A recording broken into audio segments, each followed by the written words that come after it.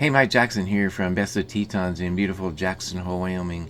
Today I want to show you how to do some of the new masking tools in Adobe Lightroom Classic.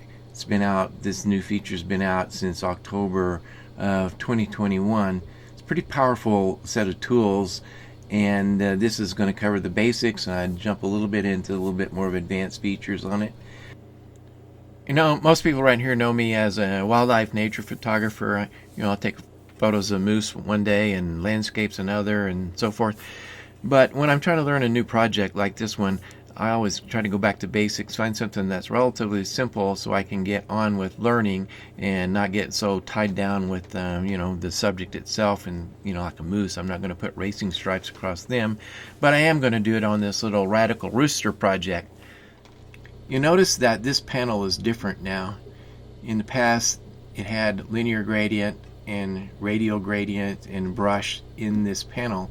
Now it's all under this one masking tool that drops down, and we've got a new select subject, we've got a new select sky, and they've changed the word color range is now in its own little panel here. Luminance range also. If you're scared to death that everything changed on you, really everything's the same. Color range is a little different than it used to be, but it's still here and maybe even more powerful than before. This image has basically three parts. I have a sky, I have a subject, and I have a background. And I can get to any part of these three on this image. It's a fairly simple image. Let's select the sky first. Yeah, I did a pretty good one. It's got a little bit of in this part. I can invert that, and that would give me the bird and the background, the rooster. Now here comes some of the fun stuff. If I only really want to work on the background, all those mountains in the background, I can go up and say subtract the subject. This is the green part, is the part that I would be able to edit with any of these sliders on the right hand side. I can save this as a new mask and call this one, I can double click on that and call this background. It seems to help quite a bit to name these things as you're working on them. And I can create a new mask, select the sky, and let's call that sky. And then I can select the subject, add mask, select subject, and it makes that mask.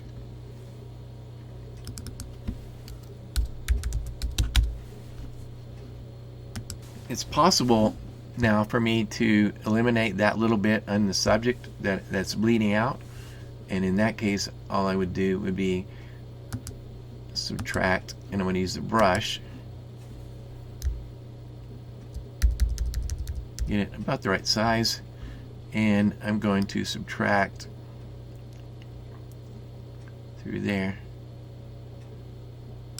And now my rooster looks pretty good. That's what's selected.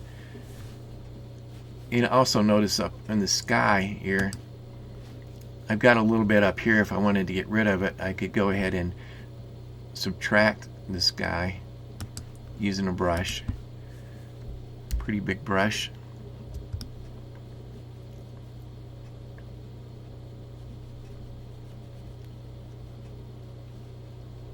And if the sky got down into here, that eliminated that too. So we're in pretty good shape with the sky, we're in pretty good shape with the rooster, and we can add here onto this background if we needed to. I'm not going to here, but I can. We have three parts now, and I can work on individual in each one of them. Let's start right here. Let's go to the rooster, and let's make him warmer and greener.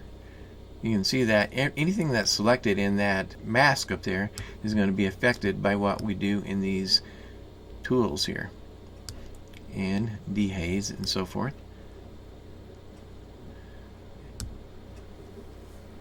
So you get the idea. Things that are turned green in the mask, in my case, I can adjust, and I can, let's say, now go up to the sky. Now let's make him a little bit amber. This is one of those roadside traction things like you might have seen of Kip's Big Boy. This is one of those roosters that used to be probably out in some kind of fried chicken restaurant place. First thing I want to do right here is we'll bring the sky, we'll paint in the sky with a bunch of purple. And I can do that with a couple different ways. Let's create a new mask. We'll just do a linear gradient and bring it in from the top. And I'm going to colorize it with purple. And get really radical here. I can bring the exposure down and bring the saturation way up. And you can see that the radial, and in this case the gradient, went across everything. To fix that, I can subtract the subject.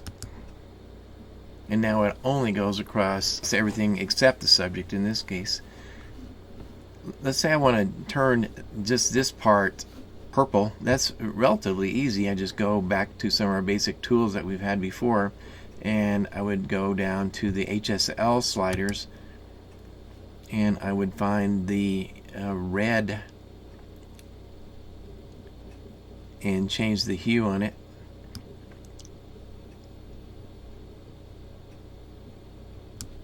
And the orange, change the hue. So that gives me some radical version of his comb and whatever that little bib thing is that he has on there. I can add a brush tool, and if you know the shortcut command, okay, I can paint in just on these little parts on my Radical Rooster here.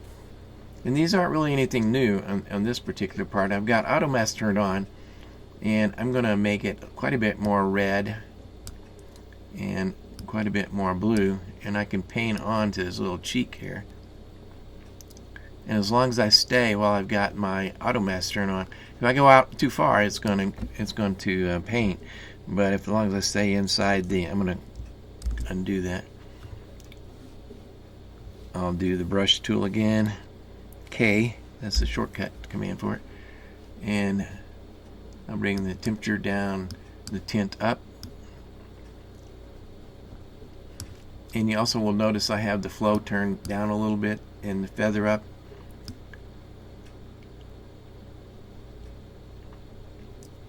I can do a linear blend. I can more or less paint in a blend here while I'm here. We're in pretty good shape now on this guy. We can go in and adjust his beak using some of the hue and saturation. I can do that. I'll hit a K.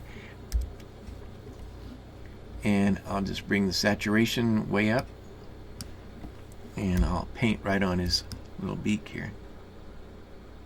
Let's do one more little radial gradient, and I'll put that up in the upper corner. We'll make it a little bit like a beam of light coming in from the upper corner. In that case, I would go New Mask, Radial Gradient, and currently I have it set so it was a hard edge, doing some other project the other day, and I can bring that in, and of course it's still trying to be green until I do something to it. And we'll just put it across like that, and I'll bring the exposure up a little bit, and I can adjust all these parts, move it around where we want, and you can see that it's affecting the comb of the rooster. Well, you probably can figure out what we got to do now. We're going to subtract the rooster from this gradient, and so subtract the subject, and it saved that. It protected that. Now let's do something a little bit more advanced. This is some of the fun part. Let's say I want to do a gradient of, we'll probably do purple, and we'll bring it up from the bottom, but we only want it to go on the rooster. And one of the ways to do that is this kind of special tool that's built into it, and it's called Intersect Mask. And so I will do that right now. We'll make a brand new mask, and it'll be a linear gradient. We'll make it purple.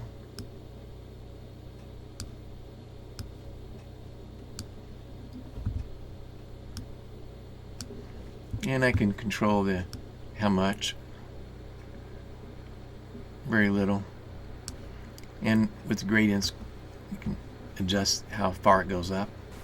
Going way up into the bird, but is also getting into the background. So here comes the intersect mask part. All I got to do is say intersect mask with the subject, and it's going to clip that blue that we just put in just to the bird. Nice little feature. Give you more of another radical version of the thing. We can put a couple of stripes across his head or across here and clip it to just the bird. So we'll do that. We'll create a new brush, and I'll make it a hard edge version of it this time, and I will have no feather, and the flow will be 100%, and I'm going to go all the way across the whole thing here. Here we go. And so I click, and if I hold the shift key down, I can make it go perfectly horizontal. I'll do one up here, and we'll do at an angle. I'm at Control Z. I click one time, hold the shift key down, and it'll connect the two. I'll give him one more. A little bit of an angle this time. Okay, so we want to clip these. Let's give it some color. Guess what color? We'll do purple.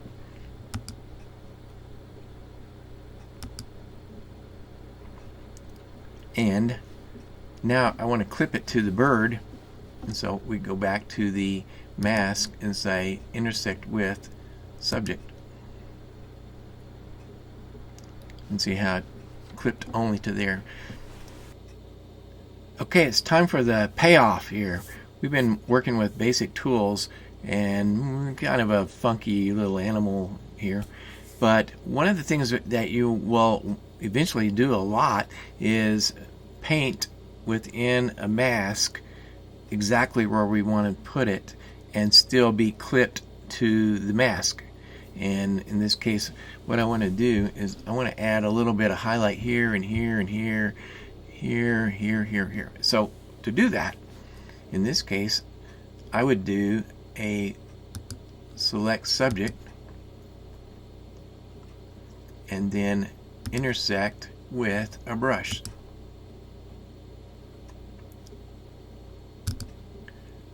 And the brush in this case I want to paint in, but I want to make it quite a bit brighter. And when I start painting now, I'll get a small brush. You can see that I'm not going out into the sky now. Even though I go out there, it's not going to be a problem.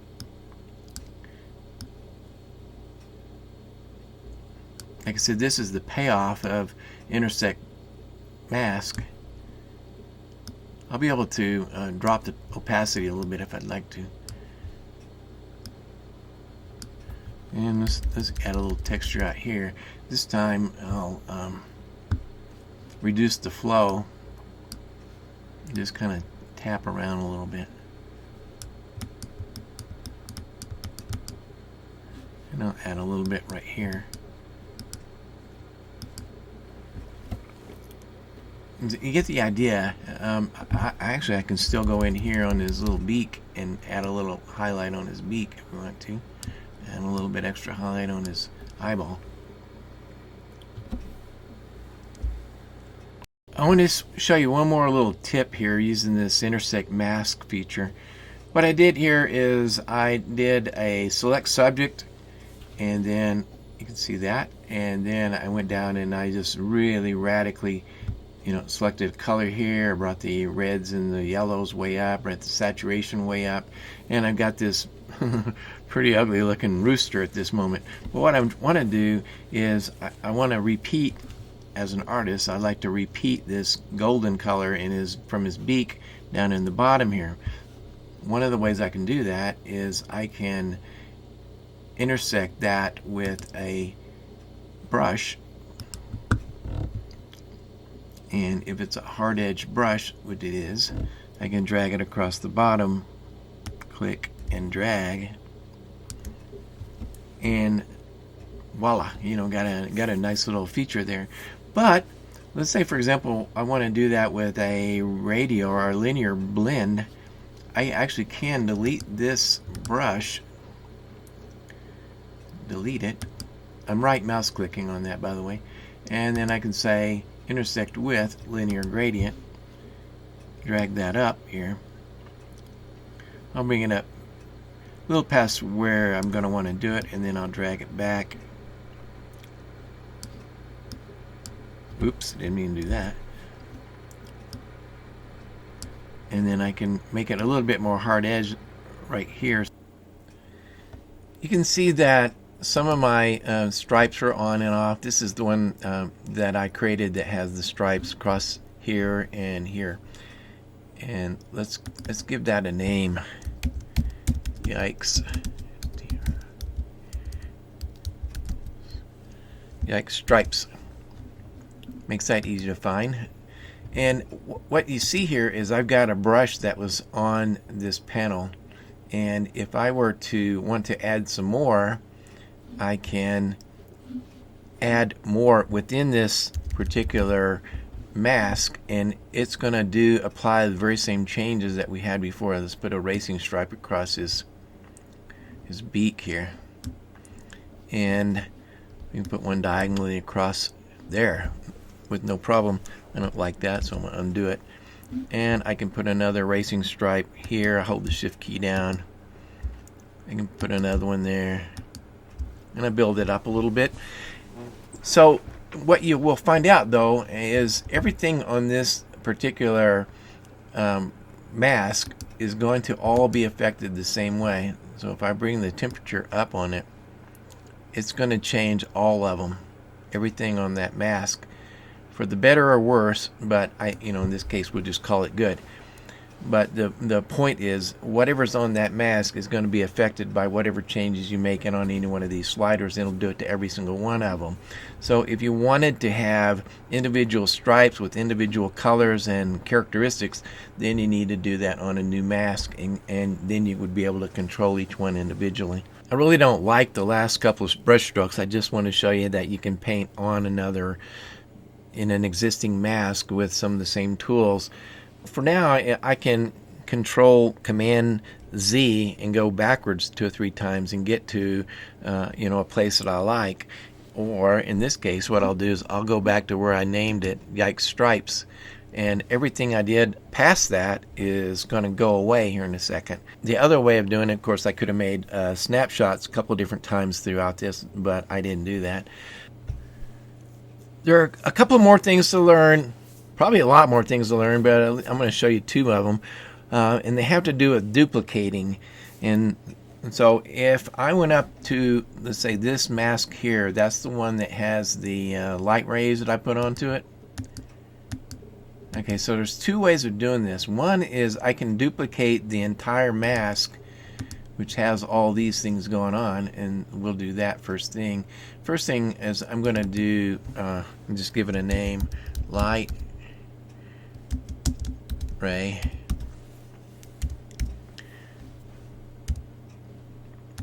Okay, and I can duplicate the whole light ray by clicking here or right mouse clicking, and I can delete, or I can duplicate light ray, and now it's going to basically double the effect. And the fact is, I have it on a new layer. I can move this around. I can move the new one around anyway. And now you see I have 2 separate light ray copy, and I can give that a different name if I want to. And if I want to increase the exposure on this one, or decrease exposure, either way, or whatever you want to do, any of these sliders, then this one is an individual mask, where I can now also go back to the first light ray and change it all I want to change it, So that's an important feature within the duplicate. The other way of doing it, let me throw away the second copy of it. I will go there and delete the copy, If I went back to the original light ray panel, I have an option here of going to the radial gradient, and I can duplicate the radial gradient and I can move it around here. Now what happens here is these are on the same mask. It's kind of like we did with the stripes a minute ago, and if I make an adjustment to this one, it's going to change both of them. And so they're on the same mask, see?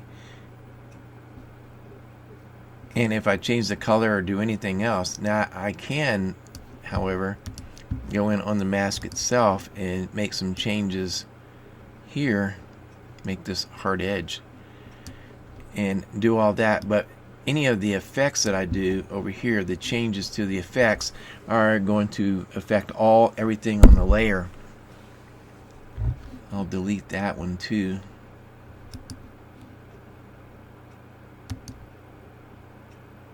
Okay, we're back to where we were.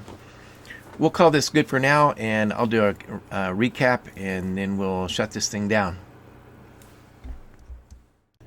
Well, that was a fun little project, wasn't it? You know, it wasn't intended on being like a finished product. It's just more to show you how to use these tools that are now in the new masking tools that are in Lightroom Classic. And I learned some things along the way, and even that they've added a couple of new tools in the masking program since I started the project.